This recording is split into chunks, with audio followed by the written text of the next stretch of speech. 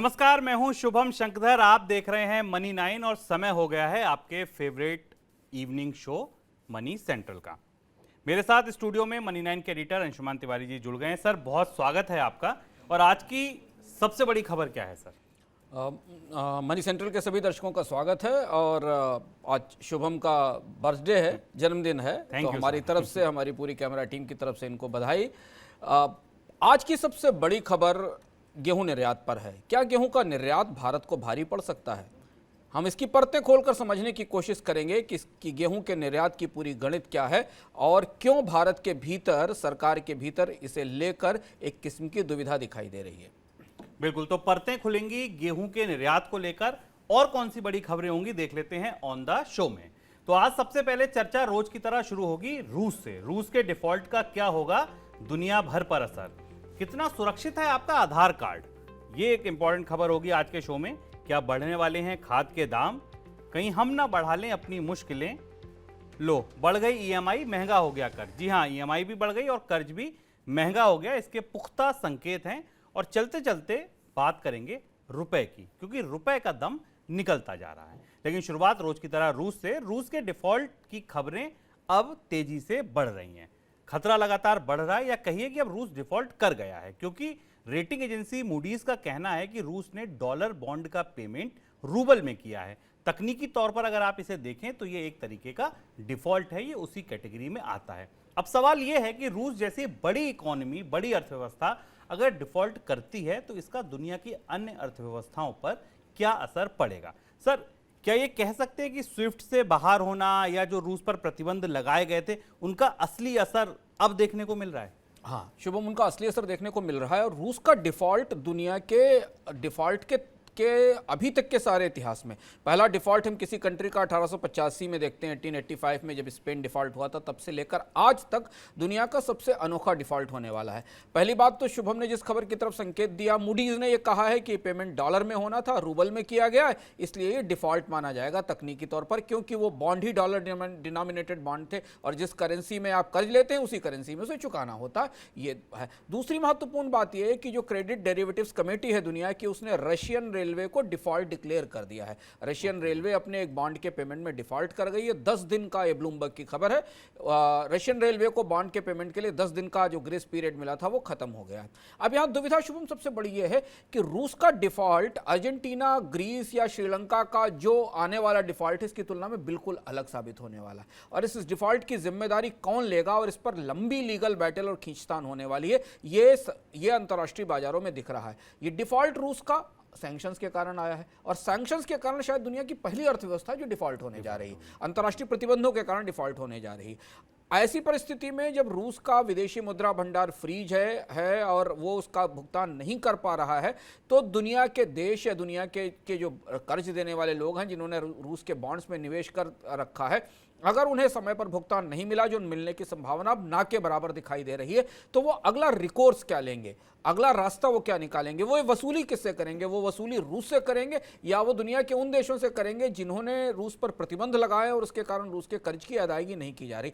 ऐसी परिस्थिति अंतर्राष्ट्रीय डेट मार्केट में पहली बार बनती दिखाई दे रही है। सर, असर अगर हम देखें, क्योंकि ये बहुत बड़ी अर्थव्यवस्था है, कोई छोटा मोटा बैंक या कंपनी नहीं है, दुनिया की बड़ी अर्थव्यवस्थाओं में शुमार है रूस।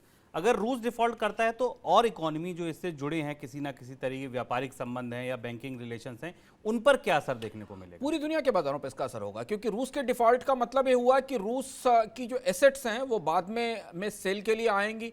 रूस को जब कोई देश डिफॉल्ट करता है शुभम, तो उसे बहुत लंबे समय तक बाजार से बाहर रहना पड़ता है। हम ग्रीस को देख रहे हैं, अर्जेंटीना 2001 से बाहर है डिफॉल्ट करने के कारण। दूसरी चीज ये है कि अगर टेक्निकली किसी कंट्री को ऑफिशियली डिफॉल्ट डिक्लेयर कर दिया जाता तो उसे आने वाले समय में बहुत महंगी दर पर कर्ज मिलता है। बॉन्ड बाजार दुनिया का सबसे निर्मम और क्रूर बाजार है। वो डिफॉल्ट करने वाले देशों को, डिफॉल्ट करने वाली सरकारों को, डिफॉल्ट करने वाली कंपनियों को, डिफॉल्ट करने वाले बैंकों को बहुत सख्त सजा देता है। इसका इतिहास हमें पता है। तो अब रूस के डिफॉल्ट के साथ जो दुनिया में रूस के साथ ट्रेड करने वाले बाकी लोग हैं, क्योंकि रूस बाकी ट्रेड में भले ही ना हो पर ऊर्जा के व्यापार की बड़ी ताकत है। कोयले के हिसाब से गैस को देखें और पेट्रोलियम को देखें और बाकी खनिजों को देखें, इन इन देशों के जो लेन देन है और इन देशों का जो निवेश है रूस के बॉन्ड्स में, उनका क्या होगा ये पता चलना ये मुश्किल है। दूसरा एक और महत्वपूर्ण बात ये कि अगर रूस डिफॉल्ट करता है तो क्या उसका विदेशी मुद्रा भंडार जब्त करा दिया जाएगा, क्योंकि फिर उसकी वसूली कैसे होगी? विदेशी मुद्रा भंडार में तो पैसा रखा हुआ है, उतना पैसा तो रूस के बॉन्ड्स की जरूरत के बराबर है अगर रूस के पैसे को देने की बात हुई तो ये पहली बार होगा। ये भी हमें नहीं पता, इसका कोई प्रेसिडेंट इतिहास में नहीं मिलता है कि रूस का विदेशी मुद्रा भंडार से वसूली के लिए बॉन्ड इन्वेस्टर्स क्या अमेरिका पर दबाव बनाएंगे या अन्य देशों पर दबाव बनाएंगे जहां से वो पैसा उनका वापस आएगा। और अगर ऐसा होता है और इसके बाद भी अगर वो भुगतान नहीं हो पाता है तो क्या रूस की एसेट्स का क्या होगा कि आमतौर पर डिफॉल्ट के बाद उस देश की एसेट्स पे, संपत्तियों पे बेचने की नौबत। हाँ, पोर्ट सड़कें हमने ग्रीस के मामले में देखा, हमने लैटिन अमेरिकन कंट्रीज में डिफॉल्ट का एक पुराना इतिहास है, वहाँ बहुत सारी चीज़ें बेचने की स्थिति आती है।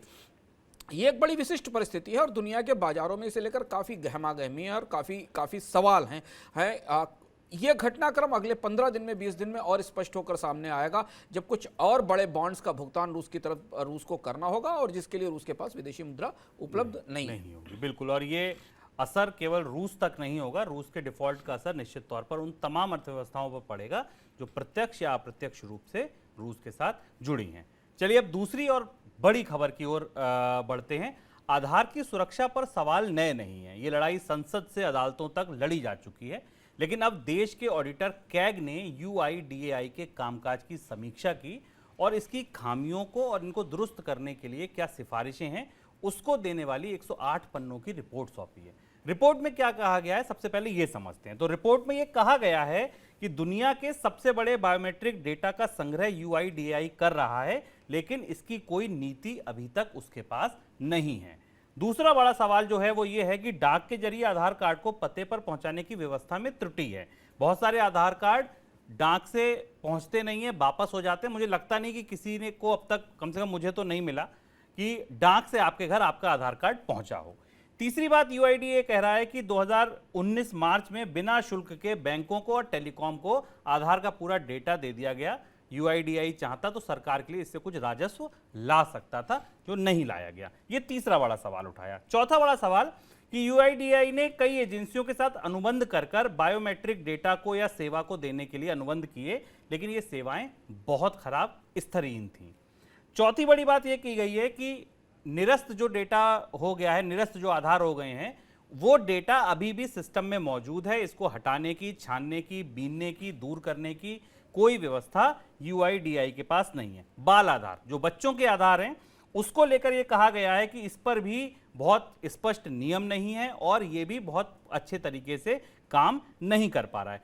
सर, बायोमेट्रिक सिस्टम से लेकर और डिलीवरी तक, और डिलीवरी के बाद ये भी कहा गया है कि उसकी अगर समीक्षा की गई है कि अगर किसी को कोई चेंज करवाना पड़ता है तो वो अपनी जेब से फीस देकर उसको चेंज करवा रहा है। वहाँ ऐसी कोई व्यवस्था नहीं है कि डेटा अपने आप हो जाए। सुरक्षा की लड़ाई पुरानी है। कैग की ये नई रिपोर्ट कौन से 3 सबसे बड़े या सबसे महत्वपूर्ण बिंदुओं की तरफ इशारा करती है या उनको रेखांकित करती है जहां सुधार की गुंजाइश है? हाँ शुभम, ये आधार पर मुझे लगता है पहली बड़ी समीक्षा रिपोर्ट है जो भारत के नियंत्रक एवं महालेखा परीक्षक की तरफ से आई है। आधार दुनिया का सबसे बड़ा बायोमेट्रिक डेटाबेस संग्रह है और अब भारत में आधार की कल्पना लोगों को सस्ती सेवाएं या बाकी चीज़ों को देने के लिए की गई थी, लेकिन आधार अब पहचान का बुनियादी प्रमाण पत्र हो गया है, हर जगह बन चुका है। और आधार के और इसको जो विशिष्ट पहचान प्राधिकरण या UIDAI है, इसकी समीक्षा समय पर होनी चाहिए थी, ये बहुत ज़रूरी था। और इसकी कई सारी दरारें इस रिपोर्ट में दिखाई देती। रिपोर्ट काफ़ी लंबी है, 1 दर्जन से ज़्यादा अलग महत्वपूर्ण बिंदु इसमें निकल कर आए हैं, जिसमें कई सारी सिफारिशें हैं, पर 3 महत्वपूर्ण चीज़ें पूरे आधार के स्ट्रक्चर में, पूरे ढांचे में हमें कमज़ोर दिखती हैं, काफ़ी कमज़ोर दिखती हैं। उन्हें आप फॉल्ट लाइनें, दरारें कह सकते हैं। पहली चीज़ तो ये कि बायोमेट्रिक पहचानों को निर्धारित करने, उन्हें ऑथेंटिकेट करने और उस आंकड़े को संयोजित करने के लिए UIDAI के पास कोई नीति या कोई पॉलिसी नहीं। और ऐसा आश्चर्यजनक है कि भारत का सबसे बड़ा बायोमेट्रिक डेटा संग्रह इस तरह से काम कर रहा है। जिससे CAG ने इसमें एक बहुत महत्वपूर्ण बात बताई कि आधार अधिनियम ये निर्धारित करता है कि आधार का आवेदन करने के लिए किसी व्यक्ति को आवेदन की तिथि से पहले 12 महीने पहले 182 दिनों तक से अधिक समय तक भारत में निवास करना चाहिए, तब वो आधार के लिए आवेदन का पात्र हो सकता है। ये नियम है। इसमें 2019 में पासपोर्ट रखने वालों को छूट दी गई थी जिनके पास वैध पासपोर्ट थे, लेकिन यूआईडीएआई के पास ऐसा कोई ढांचा नहीं है जिसके जरिए वो ये प्रमाणित कर सके कि क्या आवेदक भारत में निवास करता है कि नहीं करता है। इसे प्रमाणित करने का कोई ढांचा नहीं। ये एक ग्लेरिंग बड़ी फॉल्ट लाइन है, दरार है जो इसमें दिखाई देती है। आवेदक अनौपचारिक रूप से अपने माध्यम से अपने आवास होने का प्रमाण पत्र प्राप्त करता है। वो जो प्रमाण पत्र दे रहा है उसे जांचने की भी कोई व्यवस्था यूआईडीआई के पास नहीं। अब ये बड़ी समस्या, जब हम भारत में घुसपैठियों की बात करते हैं, अवैध लोग रूप से आने वाले लोगों की बात करते हैं, नकली आधार की बात करते हैं, तो वहां ये एक बड़ी फाल्ट लाइन जिसे समझना जरूरी है। दूसरी चीज ये कि डीडुप्लीकेशन बहुत बड़ी समस्या है। आधार को 2019 में 4.35 लाख से अधिक 4.75 लाख से अधिक नंबरों को डिलीट करना पड़ा था क्योंकि वो एक जैसे थे। सीएजी कहता है कि डीडुप्लीकेशन और इसकी खामियों को दूर करने के लिए पूरा ढांचा इतना उलझा हुआ है और भारत के पहचान प्राधिकरण के पास इसके मामले में कोई नीति नहीं है। ये हम 2-3 उदाहरण आपको बता रहे हैं। बच्चों की बात शुभम ने बताई कि बच्चों को आधार देने, उनके बायोमेट्रिक के सत्यापन की व्यवस्था में काफ़ी खामियां मिली हैं। एक और महत्वपूर्ण चीज इसमें दूसरी जो महत्वपूर्ण बात निकल कर आती है, तो पहली बात है जो ऑथेंटिकेशन को लेकर है।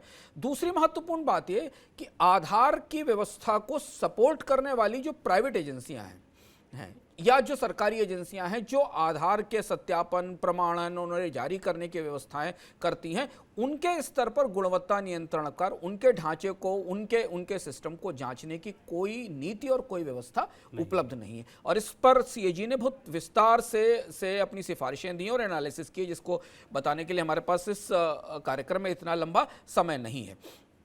तीसरी चीज जो सीएजी ने कही है वो ये कहा है कि अगर किसी के ऑथेंटिकेशन में कमियां हैं या उनमें गलतियां हैं तो उसके कारणों का विश्लेषण कैसे किया जाए, इसको लेकर आधार के पास कोई प्रणाली नहीं। और सबसे आखिर और सबसे महत्वपूर्ण बात आधार के जो सीएजी की इस रिपोर्ट में है कि ग्राहकों की शिकायतों के निवारण का कोई तंत्र आधार में नहीं। और यह बात हर व्यक्ति आधार रखने वाला फील करता है कि उसे अगर समय पर आधार नहीं मिलता है, उसे अपना एड्रेस चेंज कराना होता है, उसे अपना मोबाइल नंबर चेंज कराना होता है, उसे अपने एक शहर से दूसरे शहर में जाना होता है और उसे जो दिक्कत होती है, जो उसको ग्रीवियंसेस हैं, उसके रिड्रेसल का कोई ढांचा नहीं है। और अंतिम बात, जो सबसे महत्वपूर्ण बात, ये कि दुनिया का सबसे विशाल बायोमेट्रिक डेटा संग्रह चलाने वाला विशिष्ट पहचान प्राधिकरण के पास डेटा संग्रह की कोई प्रणाली नहीं है। डेटा संग्रह डेटा को मैनेज करने की कोई प्रणाली उपलब्ध नहीं है, इसलिए बहुत सारा डेटा रिपीट है, बहुत सारा डेटा इसमें पड़ा हुआ है। आधार को लेकर ये बहुत ग्लेरिंग सवाल हैं जो सीएजी की रिपोर्ट में उठाए गए और इनका जानना हम सबके लिए बहुत जरूरी है, क्योंकि ये भारत के पहचान का बुनियादी आधार बन चुका है। मुझे लगता है कि सरकार इस पर संसद में जवाब देगी, क्योंकि ये रिपोर्ट हो सकता है पब्लिक अकाउंट कमेटी के पास जाए और संसद में सरकार से इस बात पर सवाल पूछा जाना चाहिए कि आधार में, यूआईडीए में ये सब क्या हो रहा है। बिल्कुल। और सोचिए कितनी गंभीर बात है कि अगर कोई प्रणाली ही नहीं है आपका डेटा सुरक्षित रखने की, उसको कैसे रखा जाए, कैसे मेंटेन किया जाए, तो उसकी सुरक्षा की बात तो फिर इसके बाद आती है। चलिए अगली खबर की तरफ बढ़ते हैं। मध्य प्रदेश के टीकमगढ़ में रहने वाले होरीलाल बहुत खुश हैं। बहुत खुश इसलिए हैं क्योंकि इस बार उनकी गेहूं की जितनी पैदावार थी, जितनी फसल थी, वो एमएसपी के ऊपर बिकी। लेकिन मनी 9 की ये स्पेशल रिपोर्ट जो मनोज कुमार जी ने लिखी है, वो ये बता रही है कि होरीलाल की खुशियों को नजर लग सकती है। क्यों लग सकती है, देखिए ये स्पेशल रिपोर्ट। अपनी गेहूं की फसल न्यूनतम समर्थन मूल्य यानी एमएसपी के ऊपर बेचकर होरीलाल काफी खुश हैं। लेकिन आसमान छूती उर्वरक की कीमत कहीं उनकी खुशी को ग्रहण ना लगा दे, क्योंकि खरीफ का सीजन सामने खड़ा है जिसमें भारी मात्रा में उर्वरक की जरूरत होगी। डर है कहीं सारा मुनाफा उर्वरक की खरीद ही ना खा जाए। दरअसल रूस यूक्रेन युद्ध की वजह से उर्वरक के बाजार में मानो आग लगी हुई है, खासकर फास्फोरस आधारित डीएपी और एनपीके जैसे गैर यूरिया उर्वरकों में। ये बातें भी काबिले गौर है कि इनकी कीमत को सरकार यूरिया की तरह कंट्रोल नहीं करती और इनकी ज्यादातर जरूरत आयात से ही पूरी होती है। फिलहाल डीएपी का तय भाव 60,000 रुपए प्रति टन है। एनपीकेएस के लिए 43,131 रुपए का भाव तय हुआ है और एमओपी के लिए 40,070 रुपए फिक्स किए गए हैं। इस भाव में सरकार की तरफ से दी जाने वाली सब्सिडी भी शामिल है। अब बात आयात की। मार्च में खत्म हुए वित्त वर्ष 2021-22 के दौरान देश में लगभग 124 लाख टन डीएपी की जरूरत थी और उसमें जनवरी तक 42.56 लाख टन आयात हुआ था। इसी तरह जरूरत के 37.10 lakh ton muriate of potash में से करीब 21 लाख टन तथा करीब 123 लाख टन एनपीके में से 11.28 लाख टन जनवरी तक आयात हुआ है। लेकिन रूस यूक्रेन युद्ध की वजह से इन सभी उर्वरक का आयातित भाव सरकार के तय भाव से कहीं ऊपर है। आयातित डीएपी का मौजूदा भाव $1290 यानी करीब 95,000 रुपए प्रति टन पर है। एमओपी और एनपीके का भी ऐसा ही हाल है। ऊपर से आयात होने वाले इन उर्वरक पर 5% इंपोर्ट ड्यूटी और 5% जीएसटी भी लगता है और पोर्ट से किसान के खेत तक पहुंचने का माल भाड़ा अलग से। दलील ये हो सकती है कि इन उर्वरक का आयात न कर अगर घरेलू उत्पादन बढ़ाया जाए तो भी लागत कम नहीं है, क्योंकि कच्चा माल रूस और दूसरे देशों से आयात होता है और युद्ध की वजह से वो भी महंगा हो चुका है। साल भर में फास्फोरिक एसिड की कीमतें दोगुने से ज्यादा हो गई हैं। दूसरी तरफ उर्वरक उत्पादन में इस्तेमाल होने वाले अमोनिया और सल्फर का भी ऐसा ही हाल है। कीमतें आसमान पर हैं। ऊपर से पुराने उर्वरक स्टॉक को देखें तो डीएपी के अलावा बाकी की स्थिति पिछले साल जैसी नहीं है। 1 अप्रैल को एनपीके का लगभग 10 लाख टन और एमओपी का सिर्फ 5 लाख टन स्टॉक दर्ज किया गया है। हालांकि यूरिया को लेकर ऐसी स्थिति नहीं है, स्टॉक भी ठीक ठाक है और भाव भी सरकार के कंट्रोल में, लेकिन बढ़ी हुई लागत की वजह से बाकी उर्वरक उत्पादों पर भाव बढ़ाने का दबाव बना हुआ है। भाव नहीं भी बढ़ा तो उत्पादन करने वाले कंपनियों की लागत नहीं निकल पाएगी। ऐसे में अगर कंपनियों को सरकार की तरफ से मिलने वाली सब्सिडी की राशि बढ़ती है तो ही कंपनियों और किसानों को राहत मिल पाएगी। बजट पर सब्सिडी का बोझ भी लगातार बढ़ता जा रहा है। वित्त वर्ष 2021-22 के लिए बजट अनुमान ये था कि सब्सिडी बिल पर कुल 79,530 करोड़ रुपए का खर्च आएगा, लेकिन युद्ध से पहले ही अंतर्राष्ट्रीय स्तर पर बढ़ी कीमतों की वजह से सरकार को 60,000 करोड़ रुपए का अतिरिक्त प्रावधान करना पड़ा है। अभी भी इस बात की गहरी आशंका है कि फर्टिलाइजर सब्सिडी का असली बिल इससे अधिक करीब 1.5 लाख करोड़ रुपए होगा। वित्त वर्ष 2022-23 के लिए 1.05 लाख करोड़ रुपए सब्सिडी का अनुमान है। इसके भी 1.60 लाख करोड़ तक बढ़ने की गहरी आशंका है। सब्सिडी का बोझ अगर सरकार कम करना चाहेगी तो निश्चित तौर पर किसानों पर इसका बोझ पड़ेगा। मनी 9 के लिए मनोज कुमार। सर, किसानों पर बोझ पड़ेगा यानी कि मान लें कि फर्टिलाइजर की कीमतें बढ़ेंगी? फर्टिलाइजर की कीमतें बढ़ाए बिना सरकार के सामने कोई विकल्प नहीं है। एक चीज़ महत्वपूर्ण इसमें समझने वाली है शुभम कि एक साल के भीतर पूरा का पूरा फर्टिलाइजर सब्सिडी का जो कैलकुलेशन था वो बिल्कुल पटरी से उतर गया। ऑलमोस्ट हम दोगुनी के आसपास फर्टिलाइजर सब्सिडी की तरफ आ गए साल के अंत तक। इससे ज़्यादा पैसा सरकार फर्टिलाइजर सब्सिडी पर कैसे दे पाएगी? 1,60,000 करोड़ रुपए से ज़्यादा कैसे दे पाएगी इस गिवन सिचुएशन में, जबकि फिस्कल डेफिसिट ज़्यादा है और सरकार को कर्ज लेना पड़ रहा है? मान लीजिए हम ये मान लें एक क्षण के लिए, काल्पनिक तौर पर ये मान भी लें कि सरकार फर्टिलाइजर पर लंबी सब्सिडी बढ़ाने भी वाली है, लेकिन उसके बाद भी कच्चे माल की आपूर्ति कहाँ से होगी? मनोज कुमार की इस रिपोर्ट में जो समझने वाली बात है वो महत्वपूर्ण ये है कि समस्या सिर्फ लागत बढ़ने की नहीं है, माल की और सप्लाई की शॉर्टेज की भी है, और खासतौर पर स्टॉक पहले से ही कम है। और खरीफ के मौसम में जिन कॉम्प्लेक्स फर्टिलाइजर्स की जरूरत सबसे ज्यादा होती है उस मामले में हम हमेशा चुनौती में रहे हैं, क्योंकि हमारे पास स्टॉक कम होता है और उनकी कीमतें बढ़ती रही हैं। सरकार ने शायद एक कमेटी बनाई है फर्टिलाइजर की प्राइसेस को और सब्सिडी के स्तर को देखने के लिए। अगर उस कमेटी के से जो मिल रहे संकेत देखे जाएं तो ये मतलब बिल्कुल आश्चर्यजनक बात नहीं है कि खरीफ से पहले भारत में उर्वरकों की कीमतों में कम से कम एक बढ़ोतरी तो होगी ही, भले ही वो छोटी हो। यूरिया में हो सकता है वो बढ़ोतरी थोड़ी टल जाए, लेकिन बाकी जो फर्टिलाइजर्स हैं, कॉम्प्लेक्स फर्टिलाइजर्स हैं, उनमें कीमतों में बढ़ोतरी करनी होगी, क्योंकि सरकार के पास फर्टिलाइजर्स को सब्सिडाइज करने की एक सीमा है और अंतर्राष्ट्रीय बाजार में कीमतें कच्चे माल की या जो केमिकल्स हैं जिनका इस्तेमाल फर्टिलाइजर में होता है वो कितनी ऊंचाई तक जाएंगी इसके बारे में अभी कहना कुछ मुश्किल है। और इंडस्ट्री मान रही कि कीमतें अभी फिलहाल कच्चे माल की लगातार बढ़ती रहेंगी जब तक अंतर्राष्ट्रीय स्तर पर परिस्थितियां सामान्य नहीं होती। बिल्कुल, यानी खरीफ सीजन में किसानों की लागत इस हेड में बढ़ सकती है। आगे बढ़ते हैं। रूस यूक्रेन युद्ध की वजह से गेहूं के निर्यात मार्केट में भारतीय गेहूं को लेकर चर्चा जोरों पर है। ऐसी संभावना है कि भारत से गेहूं के निर्यात में जोरदार बढ़ोतरी हो सकती है, और हो सकती नहीं है, हो भी गई है। फरवरी तक हम करीब 66 लाख टन का निर्यात कर चुके हैं। बात यहां तक हो रही है कि 22-23 में, यानी कि अब जो वित्त वर्ष शुरू हो चुका है, इसमें गेहूं का निर्यात 100 लाख टन तक पहुंच सकता है, बल्कि 150 लाख टन तक पहुंच सकता है। 100 लाख टन का जो निर्यात लक्ष्य रखा है उसको पार कर सकता है। निर्यात के लिहाज से जरूर ये खबर आपको राहत देने वाली लग सकती है, बड़ी लग सकती है, लेकिन निर्यात बढ़ने से हमारे घर में स्थिति दिक्कत वाली हो सकती है। यहां महंगाई बढ़ने की, यहां शॉर्टेजेस की संभावना बनती देख रहे हैं।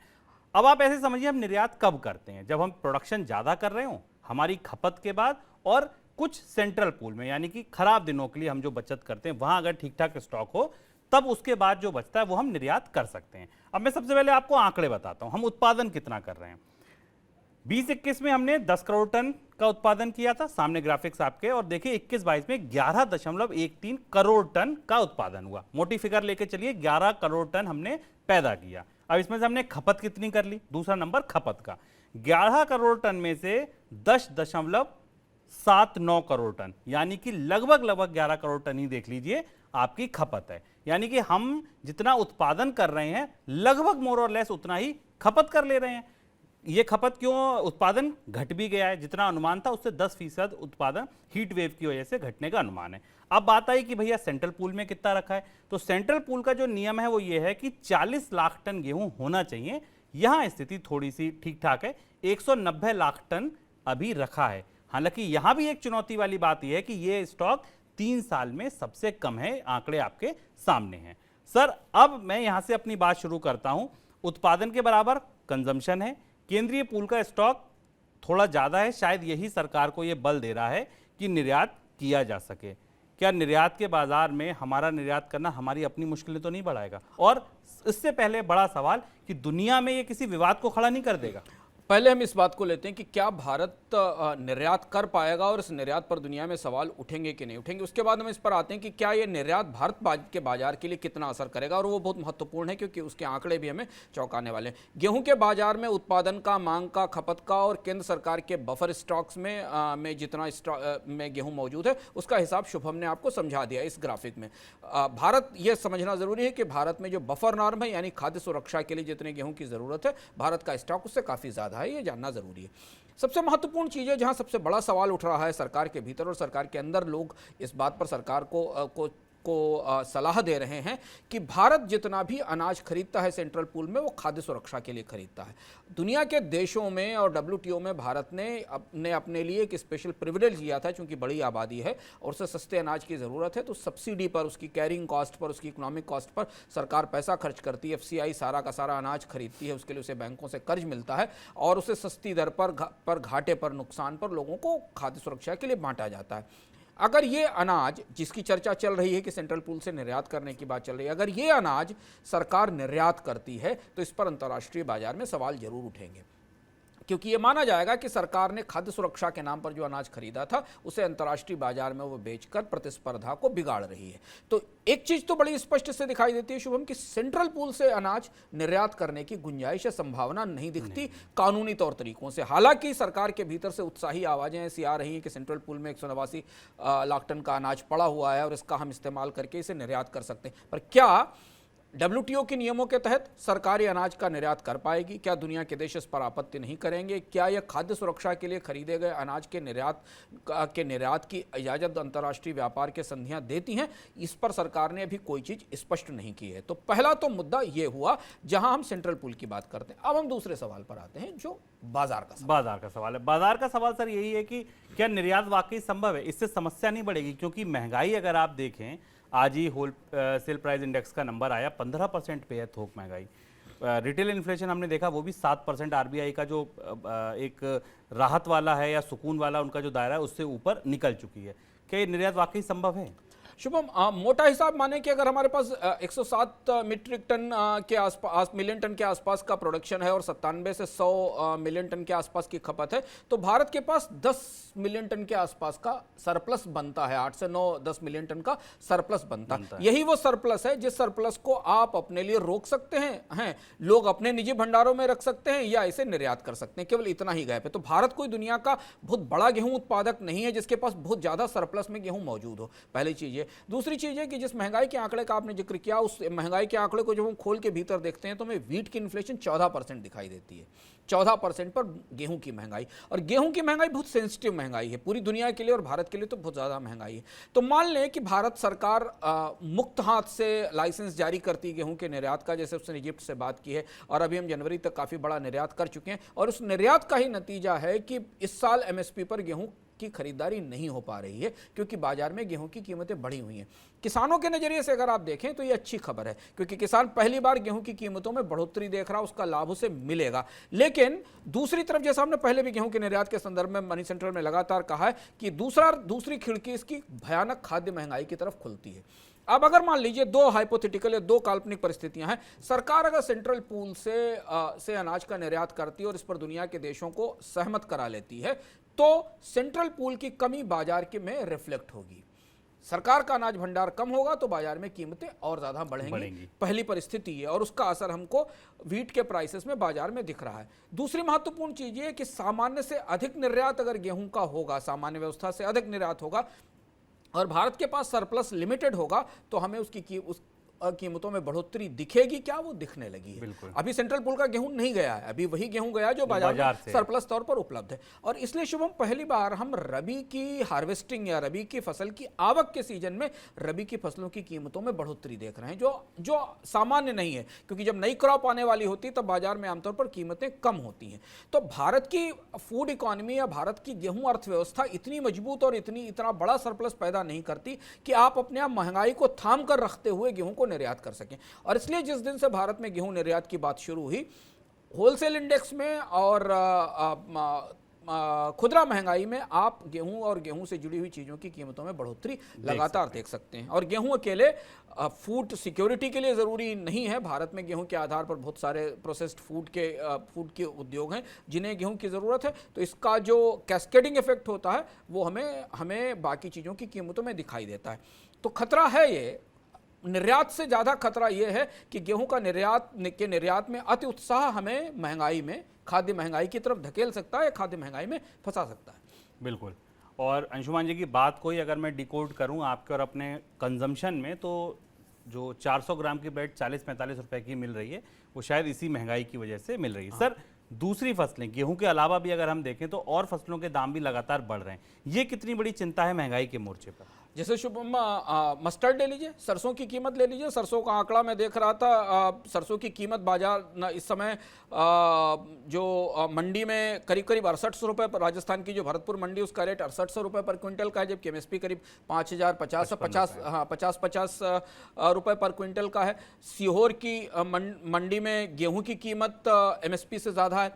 तो इसके साथ चना भी, ग्राम भी, उसकी कीमत भी बढ़ी हुई है। तो गेहूं क्या है? गेहूं मतलब ये आप वैसे समझें कि जैसे बाकी किसी दूसरी कमोडिटी में जब पेट्रोल की या कच्चे तेल की कीमत बढ़ती है तो उससे जुड़े हुए बहुत सारे केमिकल और बहुत सारी चीज़ों की कीमतें बढ़ना शुरू होती। गेहूं मुख्य फसल है दुनिया की खाद्य सुरक्षा की दृष्टि से, और जब गेहूं की कीमत बढ़ना शुरू होती है तो उसका असर हमें बाकी चीज़ों पर भी दिखाई देता है। तो मस्टर्ड की कीमत घरेलू बाजार में जो बढ़ रही है उसका रिफ्लेक्शन हम भारत में खाद्य तेल की कीमतों में देख सकते हैं। WPI और CPI यानी थोक महंगाई और खुदरा महंगाई में, दोनों में जो रिकॉर्ड तोड़ने वाली महंगाई है वो हमें खाद्य तेलों में दिखाई दे रही। और दूसरे स्तर पर सरप्राइजिंगली अभी तक भारत की महंगाई में गेहूं का योगदान ना के बराबर अगर आप पिछला पूरा इतिहास देखें। पर पिछले 3 महीने 4 महीने के महंगाई के आंकड़ों में गेहूं और का योगदान बड़ा होता जा रहा है। तो यहाँ सरकार के आर्थिक प्रबंधन की, खाद्य सुरक्षा प्रबंधन की बहुत बड़ी परीक्षा होने वाली है।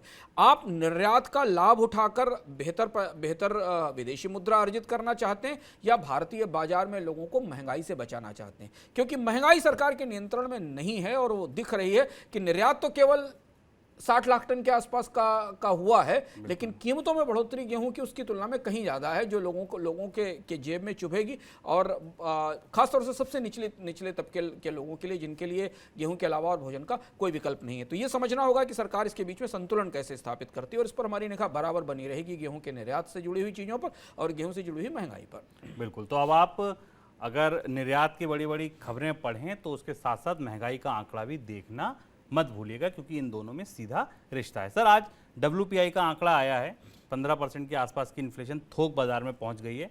खुदरा में यह इन्फ्लेशन अभी भी 7% के आसपास है। क्या दिखाता है आगे की ट्रेजेक्टरी कैसी हो सकती है इन्फ्लेशन की? खुदरा महंगाई के आंकड़े से थोक महंगाई के आंकड़े से खुदरा महंगाई के आंकड़े में जो 7% का अंतर है, करीब 15%। 12 महीने हो गए शुभम भारत में, लगभग 1 साल पूरा हो गया, और भारत में थोक महंगाई दहाई के अंक में दिखाई देती है। और वही वो महंगाई छन कर रिस कर हमारे पास खुदरा महंगाई के तौर पर सामने आ रही है, जो 7% के आसपास है। अब इसमें क्या, जो हम भीतर से डिकोड करते हैं, सब्जियों की महंगाई करीब 20% की ऊंचाई पर है थोक महंगाई के तौर पर। फलों की महंगाई 11%, 10.62% के आसपास है।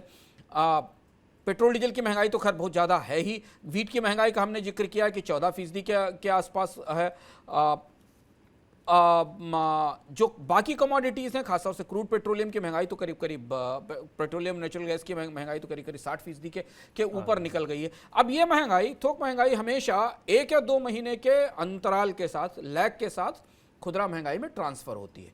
तो जब आप ये देखते हैं कि मारुति ने अपनी कीमतों में बढ़ोतरी की घोषणा की, आज की है, मारुति ने अपनी कीमतों में बढ़ोतरी की घोषणा की। इसको मनी सेंट्रल में बता चुके थे कि भारत में ऑटोमोबाइल की कीमतें बढ़ेंगी, या भारत में स्टील कंपनियां अपनी कीमतों में बढ़ोतरी की घोषणा करती हैं, या हिंदुस्तान लीवर, नेस्ले, ये तमाम कंपनियां अपने उत्पादों की बढ़ोतरी में घोषणा करती हैं, तो उस बढ़ोतरी का रिश्ता थोक महंगाई की दरों से होता है।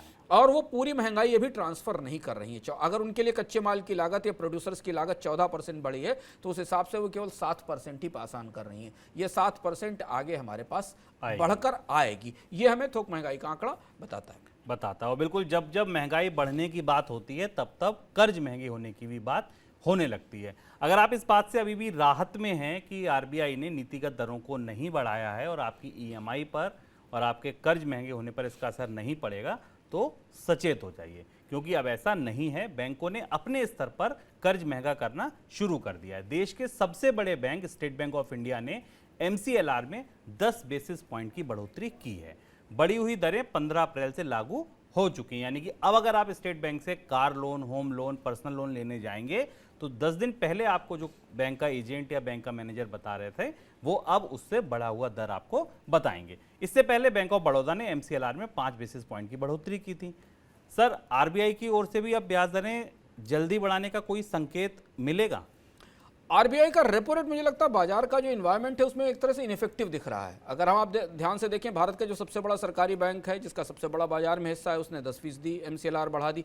MCLR बैंक की अपनी बेंचमार्क रेट होती है, जिसको marginal cost of lending rate कहते हैं। यहाँ के से आगे फिर ब्याज दरों में बढ़ोतरी की गिनती शुरू होती है। वो आपकी क्रेडिट रेटिंग पर, आपके पुराने प्रोफाइल के आधार पर तय होती है। तो 10 बेसिस पॉइंट की बढ़ोतरी के साथ 6.75% से 7.05% के अलग अलग टेन्योर के लिए इंटरेस्ट रेट तय कर दी। अब ये अगर आप 7.5% देखें, तो ये भारत की सरकार की बॉन्ड यील्ड के आसपास आपको दिखाई देती। यानी बैंकर्स RBI का इंतजार नहीं कर रहे हैं। बैंक, और यहाँ एक बड़ा डिस्कनेक्ट हमें दिखता है भारत की बैंकिंग इंडस्ट्री की ब्याज को लेकर पर्सपेक्टिव में, और भारत के केंद्रीय बैंक को लेकर ब्याज को लेकर पर्सपेक्टिव में, और दोनों के बीच में असहमति इससे साफ दिखाई देती है। अभी बैंक ऑफ बड़ौदा ने भी अपनी MCLR बढ़ाई थी 5 बेसिस पॉइंट की।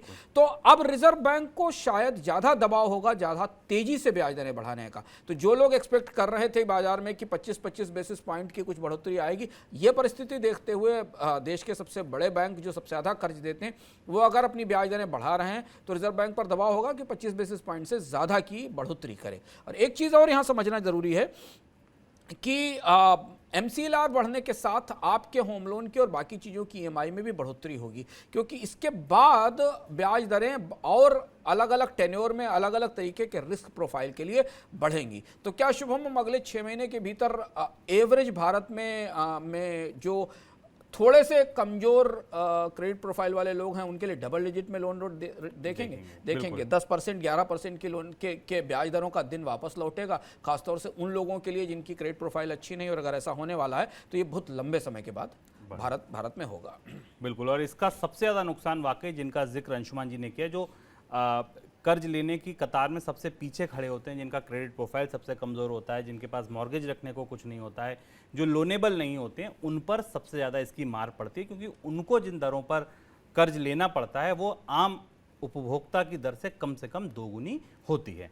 चलते चलते आखिरी खबर, लेकिन ज़रूरी खबर, कच्चे तेल की बढ़ती कीमतें और महंगाई में हो रही बढ़ोतरी भारतीय करेंसी रुपए पर हावी हो रही है। सोमवार को डॉलर के मुकाबले रुपए ने एक बार फिर से गिरावट देखने को मिली है। रुपया घटकर 76.43 प्रति डॉलर के स्तर तक पहुंच गया, यानी $1 की कीमत लगभग 77 के आसपास पहुंच गई है। अंतर्राष्ट्रीय बाजार में कच्चे तेल के दाम ऊपर बने हुए हैं। ब्रेंट क्रूड $111 पर चल रहा है। घरेलू स्तर पर महंगाई है। एक बड़ा important factor sir forex reserve का भी है। वहां भी अब ये रिपोर्ट है कि फॉरेक्स रिजर्व $600 बिलियन के आसपास पहुंच गया और 1 साल के आयात के बराबर है। फॉरेक्स रिजर्व में नया डॉलर आ नहीं रहा है सर, महंगाई बनी हुई है। इन सब चीज़ों को देखते हुए और क्या लगता है आपको यही कारण है जो रुपए की कमजोरी को बल दे रहे हैं? हाँ, तुलना 3 महत्वपूर्ण चीजें हैं। पहली चीज तो ये देखना जरूरी है, शुभम, हम रुपए पर लगातार मनी सेंट्रल में चर्चा करते रहे, अगर आप पिछले 3-4 महीने से देखें तो साप्ताहिक तौर पर रुपए में करीब 25 से 30 पैसे की गिरावट, 35 पैसे की गिरावट लगातार दिख रही है और रुपया लगातार घिसटते घिसटते 76 का आंकड़ा भी पार करके 77 की तरफ जा रहा है। और हम लगातार बताते रहे कि रुपए में गिरावट बनी रहेगी, बहुत तेज गिरावट नहीं आएगी, लेकिन धीमे धीमे टूटता रहेगा। अगर आप विदेशी मुद्रा भंडार के नजरिए से देखें तो आपको ये दिखाई देगा कि जिसका जिक्र शुभ हमने किया है कि भारत में अब 1 साल के आयात के बराबर विदेशी मुद्रा भंडार है, जो चिंता की बात नहीं है, इतना पर्याप्त है। लेकिन अगर तुलनात्मक रूप से आप देखो तो पिछले साल इसी समय मार्च के अंत में 17 महीने के 17.5 महीने के आयात के लायक विदेशी मुद्रा भंडार था। तो गिरावट बहुत तेज है विदेशी मुद्रा भंडार। तो रुपया कमजोर हुआ। तो अगर आप पिछले साल मार्च 2021 की तुलना में मार्च 2022 में विदेशी मुद्रा भंडार की तुलना करें तो हम 17 महीने के विदेशी मुद्रा भंडार पर बैठे थे और अब हम 12 महीने के विदेशी मुद्रा भंडार पर बैठे हुए हैं। क्रूड की कीमतें लगातार $100, $110 के आसपास चल रही हैं, जिसका दबाव में रुपए पर दिखाई दे रहा है। भारत की महंगाई रिजर्व बैंक और सरकार के संभाले नहीं संभल रही है, ये रुपए की हालत को और ज़्यादा खराब करती। पर जो तीसरा सबसे महत्वपूर्ण वजह रुपए की गिरावट का इस समय दिखता है वो विदेशी मुद्रा भंडार से ही निकलती है। हालांकि विदेशी मुद्रा भंडार को लेकर भी कोई अलार्म नहीं है, कोई चिंता नहीं है, पर एक चीज़ समझना ज़रूरी है कि पिछले 1 साल में भारत में विदेशी मुद्रा का इनफ्लो लगातार गिरता चला गया है, जबकि आउटफ्लो तेजी से बढ़ा है, चाहे वो विदेशी निवेशकों की बिकवाली के साथ हो, चाहे वो भारत से बाहर गई हुई विदेशी मुद्रा हो, अन्य कारणों से उसकी तुलना में इनफ्लो कम आया है। आंकड़ा हमें बताता है कि भारत का जो नेट FDI फ्लो था, फॉरेन डायरेक्ट इन्वेस्टमेंट फ्लो था, वो अक्टूबर से जनवरी के दौरान केवल $11 बिलियन रहा, जो पिछले साल इसी समय 18.9 यानी $19 बिलियन के आसपास था। दूसरी महत्वपूर्ण चीज़ है कि फॉरेन पोर्टफोलियो इन्वेस्टर्स जो पिछले साल की दूसरी तिमाही में 21-22 की दूसरी तिमाही में नेट बायर थे, वो तीसरी तिमाही में नेट सेलर हो गए और उन्होंने बड़े पैमाने पर बिकवाली की है। तो भारत के विदेशी मुद्रा भंडार में जो दरारें हैं वो दरारें ये नहीं है कि भारत के पास पर्याप्त विदेशी मुद्रा भंडार नहीं है, भारत के पास पर्याप्त विदेशी मुद्रा की आवक नहीं है, कमी है, ये दिखाई दे रही। और अगर कच्चे तेल की कीमतें ऊपर गईं तो इस बात की संभावना हमें दिखाई दे रही कि भारत में चालू खाते का घाटा GDP के 5% के आसपास होगा, कम से कम थोड़े समय के लिए, 2 या 3 महीने के लिए। और अगर ऐसा होता है तो रुपए की कीमत पर हमें और ज़्यादा दबाव देखने को मिलेगा। और यही वजह है कि हर सप्ताह हम रुपए में लगातार गिरावट देख रहे हैं और रिजर्व बैंक चुनिंदा तौर पर बाजार में विदेशी मुद्रा भंडार से डॉलर छोड़कर उसे संभालने की कोशिश करता है। पर यह सेल्फ डिफीटिंग स्ट्रेटजी है, खुद को नुकसान पहुंचाने वाली। जितना रिजर्व बैंक डॉलर बाजार में छोड़ता है, विदेशी मुद्रा भंडार का आंकड़ा उतना ही लोगों को चिंतित करता है और ट्रेडर को परेशान करता है। तो अभी इस परिस्थिति में जो रुपए को लेकर परिदृश्य है वो बहुत उत्साहवर्धक नहीं, बल्कि रुपए में भी गिरावट का दौर थोड़ा लंबे समय तक जारी रहेगा। बिल्कुल, तो रुपए में गिरावट का दौर अगर लंबे समय तक जारी रहेगा तो सनद रहे कमजोर रुपया महंगाई की आग को और भड़काता है। आज के मनी सेंट्रल में फिलहाल इतना ही। सर बहुत शुक्रिया आपका जुड़ने के लिए, खबरों के विश्लेषण के लिए। कल आप लोगों से फिर मुलाकात होगी शाम को 7 बजे। दीजिए तब तक इजाजत, नमस्कार।